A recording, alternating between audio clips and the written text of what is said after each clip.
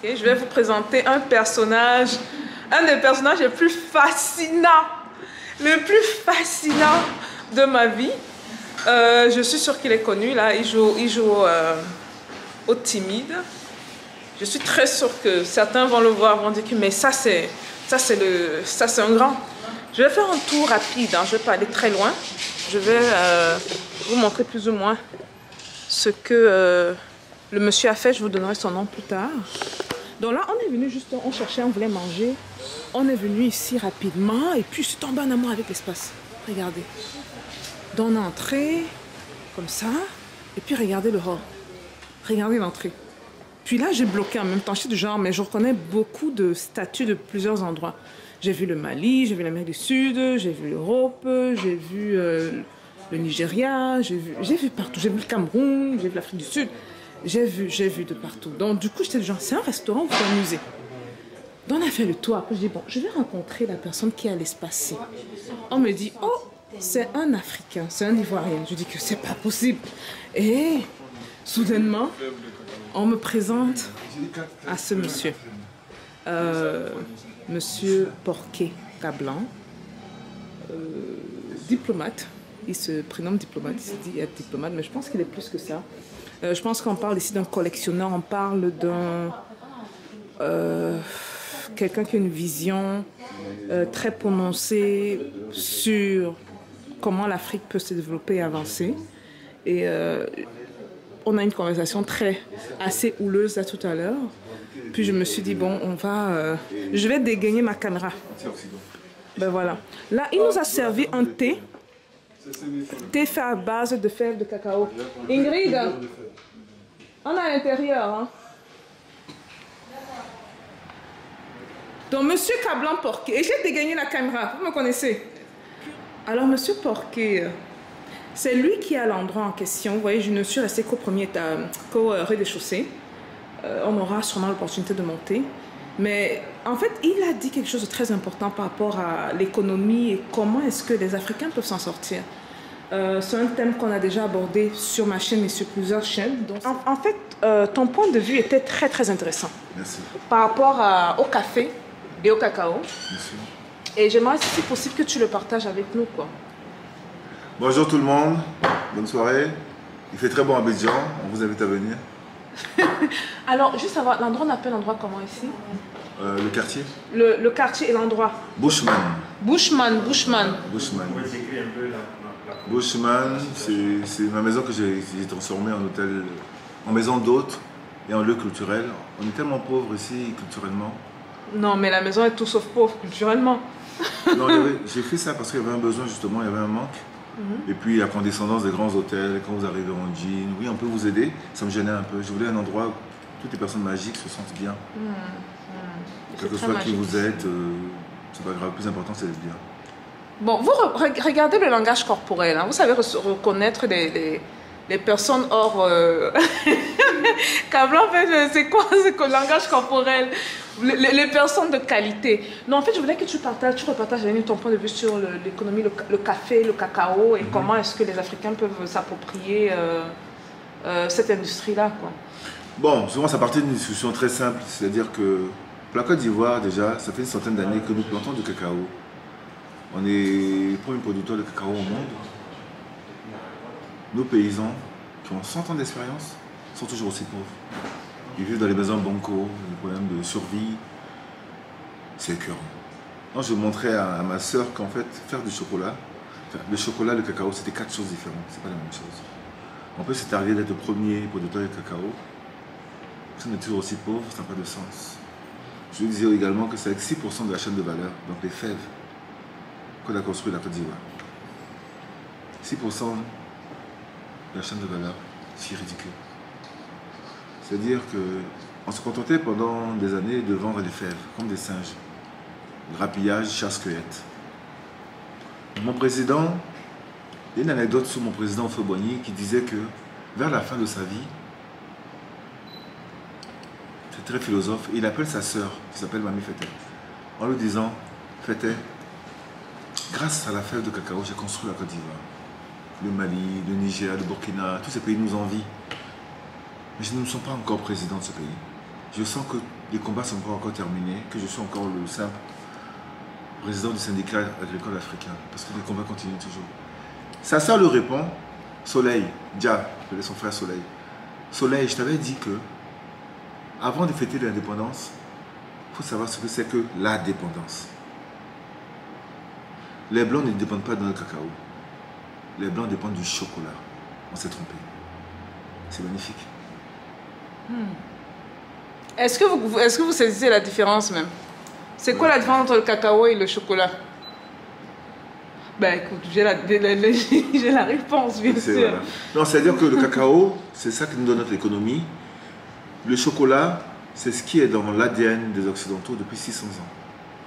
C'est-à-dire que c'est comme le riz. S'ils n'en mangent pas pendant un mois, ils s'évanouissent. C'est pas l'or, les Blancs. C'est pas le pétrole. C'est le cacao. Ils boivent ça partout. En hiver, ils boivent. Saint-Valentin, ils en mangent. Pâques, ils en mangent. C'est leur vie, ça. C'est pas le cacao. Le cacao, c'est que des fèves. Transformer le cacao en chocolat, c'est rien du tout. C'est 2 cailloux qui tournent. C'est pas la haute technologie pour faire des fusées. Nous, les Africains, le cacao, donc le chocolat à devenir, c'est notre smart power, notre image de marque. Quand vous pensez à l'Italie, c'est des pizzas. Quand vous pensez au BMW, au Mercedes, c'est l'Allemagne. Nous, c'est quoi? C'est ça. Le Cameroun, la Côte d'Ivoire, le Nigeria, nous avons ça. Aujourd'hui, il faut le transformer là-bas. Là-bas, pourquoi pas ici? On peut le faire ici pour créer des emplois. Il y en a qui disent que la transformation du cacao, c'est la solution. Je vais être un peu dur. Le monde est raciste. Tant qu'on fait du gentil chocolat très bon, même délicieux, ça sera du bon chocolat des Africains, les gentils chocolats des Africains. Il faut les aider. La condescendance, ce n'est pas un acte d'achat. Non. Il faut qu'on fasse comme les Japonais. On acquiert le savoir-faire, leur savoir-faire. C'est pas grave, ça fait rien, ça va prendre 5 ans, 10 ans. Mais après ça, on a toute la chaîne de valeur. Là, ça fait une différence. Très important, très important. Cablan porqué. Porqué, Cablan. Non, il est fascinant. En fait, des personnages comme ça, j'en rencontre peut-être une fois tous les 6-7 ans. Et je sais les reconnaître. Et regardez même, il est là comme un prince du Sahara, là. Hein? Il est comme un prince du Sahara. Écoute, que dire? Si tu as un message à passer aux Africains, qu'est-ce que tu leur dirais? Je leur dirais de lire les signes. Lire les signes, ok. Aujourd'hui, mon pays, la Côte d'Ivoire, est dans la Seconde Guerre mondiale du cacao. La Première Guerre mondiale a eu lieu, personne n'a remarqué, entre 88 et 89, où mon premier président, Houphouët-Boigny, était fatigué des prix bas qu'on pratiquait pour les paysans. Il a fait de la rétention dans le cacao, en espérant que les pays occidentaux, les traders notamment, ils allaient augmenter le prix. Mais on a perdu la guerre, parce qu'on n'a pas été solidaires. Le Ghana ne nous a pas soutenus, le Nigeria ni le Cameroun. On a pensé à court terme. Aujourd'hui, il faut que les Africains arrêtent de penser 1 an, 2 ans, mais 50 ans. Si on ne réussit pas, nos enfants vont réussir. Je pense qu'on est prêt pour dominer le monde. Ce monde nous a toujours appartenu. On a la couleur de l'humus de la terre. Ce monde n'est pas étranger. On est le plus heureux ici. Ils nous ont tout fait. Tout fait. Il y a 60 ans, on nous prenait pour des singes. Aujourd'hui, regardez où on est. Tout est possible. Il faut qu'on se pose les vraies questions. La Seconde Guerre mondiale du cacao a commencé aujourd'hui. Le Ghana et la Côte d'Ivoire, c'était le rêve de Kwame Nkrumah qui voulait qu'on fasse une OPEP du cacao. Ils se sont mis ensemble pour dire, bon écoute, on va faire un différentiel pour les paysans. Les acheteurs ont dit non, ils ne veulent pas. Enfin, je vous résume un peu. L'Union européenne nous dit aujourd'hui qu'il faut qu'on arrête de faire travailler les enfants. Il faut qu'on arrête d'aller dans les forêts classées. Mais c'est très simple, augmenter le prix. Qui fait ses enfants pour les faire travailler? Non, mais qui contrôle ça? Je pense que ce n'est pas la loi du marché. Je pense qu'il y a trop de cacao aujourd'hui.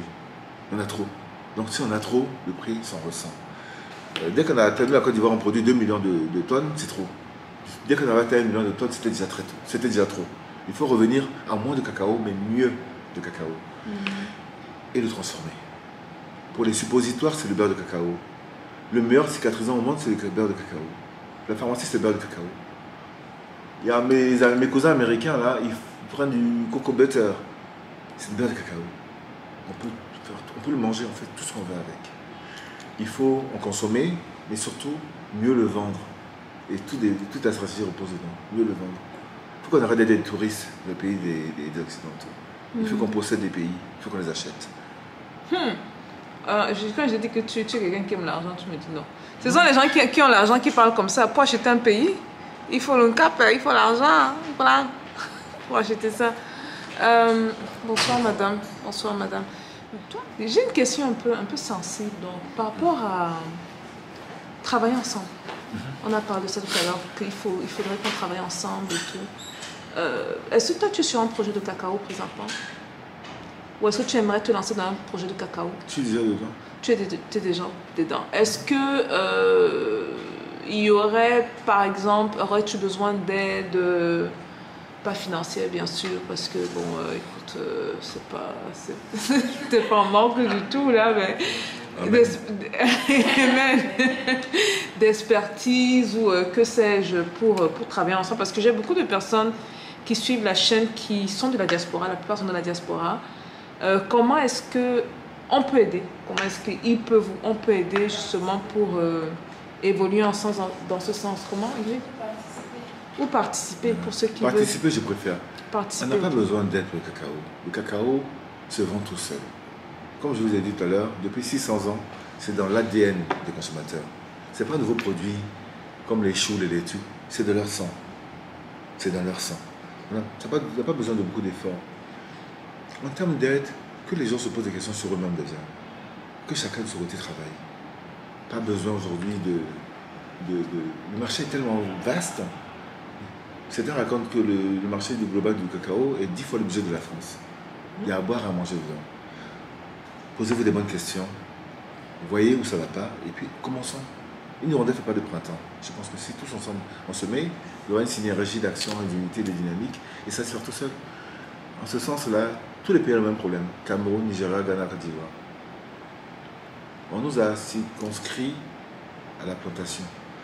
Le cacao est mal venu en Côte d'Ivoire. C'est venu en Côte d'Ivoire par le travail forcé. C'est par la chicotte que c'est venu en Côte d'Ivoire. C'est pour ça qu'on a eu ce recul. Les Blancs disent qu'on ne consomme pas, mais oui. Parce que la nuit, nos paysans allaient verser de l'eau chaude sur les plantes pour les tuer. Parce que ce n'est pas notre culture. Mais aujourd'hui, c'est là. C'est là, ce sera comme le Covid, on va devoir faire avec. Comment on optimise cela et ne pas seulement utiliser 6% de la chaîne de valeur. La Côte d'Ivoire, on est le plus riche des plus pauvres. C'est grâce au cacao, 6%. Si on avait 100%, on ferait une grande différence. Bon, Kablan, on s'est rencontrés tout à l'heure. C'est pas comme si je le connais là. Donc, il va découvrir une petite partie de ma personnalité. Je suis cash. Comment est-ce qu'on peut travailler ensemble, toi et moi? Bon, on peut déjà... Je pense que l'obstacle, vous avez dit ça tout à l'heure, c'est... Il faut qu'on commence à s'aimer. Bon, sans équivoque, c'est pas... Moi, je l'aime, hein.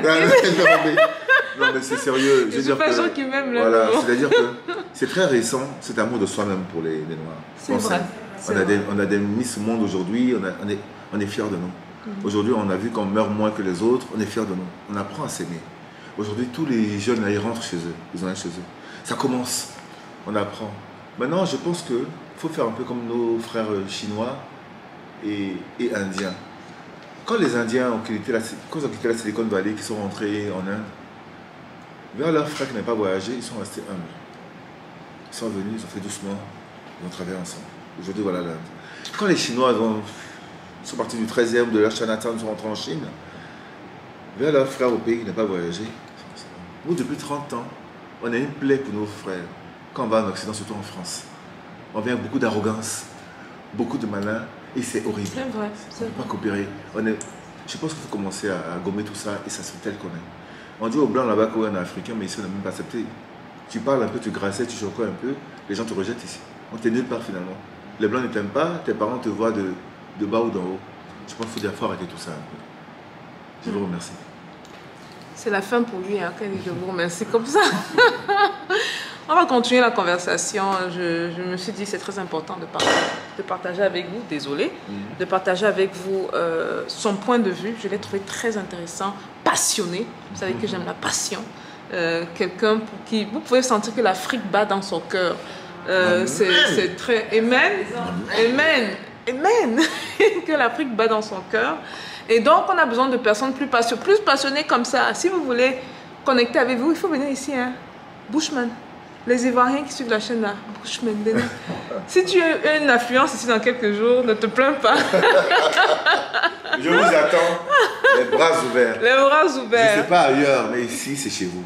Ailleurs, je ne sais pas, mais ici, au moins, c'est chez vous. Le reste... Ils vont trouver à Google maintenant. Ils vont trouver. Mais en fait, si vous venez, vous allez, c'est amazing, it's amazing. Guys, this is it. C'est un musée, restaurant / restaurant.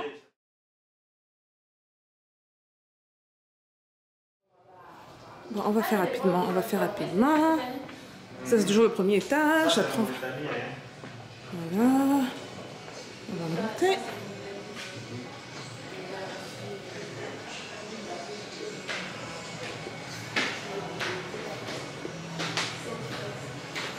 Alors cet endroit-ci est féerique, hein. C'est féerique, franchement. C'est comme si ça résume toutes les années de voyage que j'ai fait en Afrique, quoi. Juste à marcher. Attendez qu'on arrive juste en haut. Vous voyez ça? C'est trop beau. Oh là là, je suis en amour. C'est quoi ça? C'est très beau. Ingrid, c'est quoi comme tissu là? Ça, c'est le pain de tisserand, hein. Tissé. Lequel? Le pain baoulé. Celui-ci, c'est baoulé? Et bon, comme vous avez pu le sentir, c'est quelqu'un qui lit probablement énormément. Il y a des livres partout. Et le meilleur, c'est pour en haut. Bon.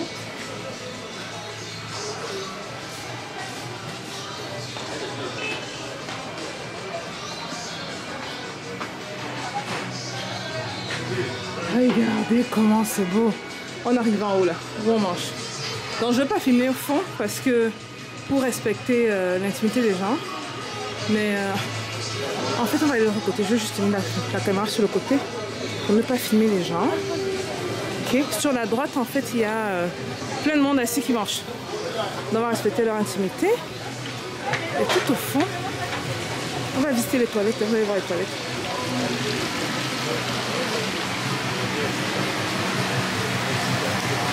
Vraiment sympa. Et tous ces trucs ont un sens. Hein. Signification bien précise. Et regardez, pour couper le tout. En fait, il faut comprendre, à l'époque ancienne, même présentement, dans certaines sociétés, celles qui n'ont pas été affectées par la colonisation, c'est que les modèles de cheveux, les coiffures reflétaient souvent le rang social dans les sociétés africaines. Pas seulement le rang social, mais le type de... comment dire, le métier également de la femme en question ou de l'homme. Donc c'était, le cheveu a toujours été en Afrique, en tout cas plus que quelque chose de banal, quoi. Donc on ne se coiffe pas juste pour se coiffer, ça a un sens bien précis. Et quand on dit aux gens que souvent on a déjà tout en Afrique, c'est un peu difficile de croire parce qu'on ne sait pas ce qu'on a en Afrique. Voilà. Bon, on va retourner en bas pour voir Blanc. On doit y aller.